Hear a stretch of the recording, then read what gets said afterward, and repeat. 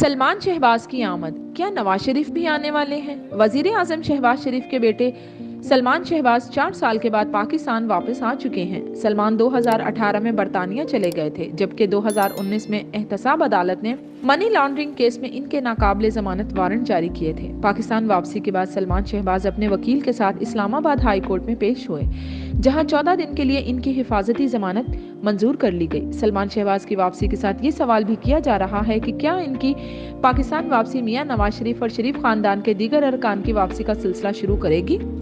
मुस्लिम league नून के कायद मियां नवाज शरीफ नवंबर 2019 में बीमारी के बाइस लंदन मुंतकिल हो गए थे, जहां से उन्होंने वोट को इज्जत दो तहरीक भरपूर अंदाज से चलाई और इमरान खान की हुकूमत के साथ साथ इस्टेब्लिशमेंट को भी दबाव में लाए। ताहम अप्रैल 2022 में शहबाज शरीफ के वजीर आजम बनने के बाद से सवाल उठाए जा रहे हैं कि भाई की हुकूमत होते हुए नवाज शरीफ पाकिस्तान वापस क्यों नहीं आ रहे। मुख्तलिफ पार्टी रहनुमा नवाज शरीफ की वापसी की तारीखों का जिक्र करते रहे, जो हकीकत साबित नहीं हुई। सलमान शहबाज शरीफ खानदान के पहले फर्द हैं जो 4 साल के बाद पाकिस्तान वापस आए हैं। उम्मीद की जा रही है कि नून लीग के कायद भी जल्द ही पाकिस्तान वापस आकर अपनी सियासी सरगर्मियां शुरू करेंगे।